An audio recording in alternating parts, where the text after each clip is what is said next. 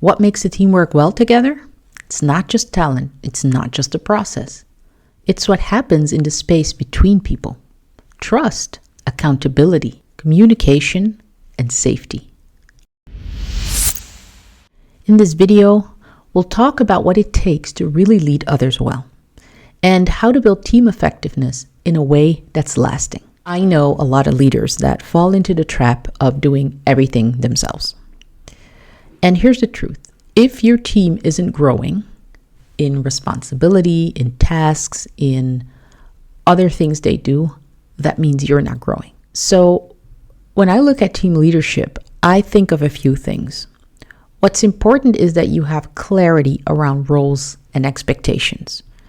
And I think roles and expectations is different from tasks and responsibilities, because generally people think they know that. It's the expectation part that requires communication to make sure things are aligned. The other thing you want to be doing as a leader is encouraging ownership and initiative. And that means sometimes stepping out the way and making sure people can actually take responsibility rather than you becoming an obstacle that's in their way. What I often see lacking in teams that want to grow, but where the team effectiveness isn't quite there yet, is that they do not address conflict openly.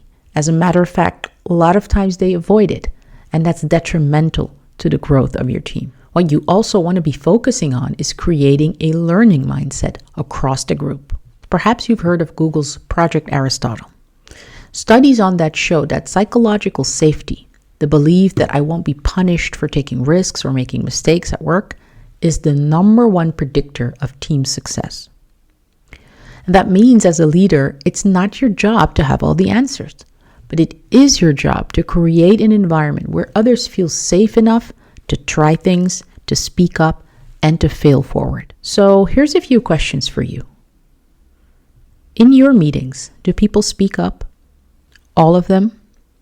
Or just the usual suspects? Can people on your team challenge ideas without fear? Even yours? Do they know that their voice matters? How do they know? And what do you do consciously to make them feel like that's true? Okay, I'll be honest, we're getting into reflection mode pretty early this video, but I honestly think these are important questions to ask yourself. If you look at what happens in effective teams, it's that they have a way to get to the results. They own their results. What I've seen successful teams do is they shift from blame to curiosity.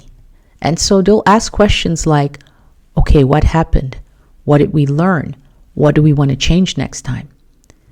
It's unbelievable how many team meetings and even project evaluations are about all of the technical details and intricacies rather than trying to learn how behavior and decisions impacted the results. And I think it's a really important shift to make that you as a leader can play a pivotal role in. What happens when you're able to ask each other questions like this, it keeps your team in a growth mindset. And that can improve collaboration without people getting defensive all the time. One of the best lessons I've learned is that people rise to the level of responsibility and trust that you give them. So you want to delegate not just tasks, but trust. Invite people to take ownership of the outcomes.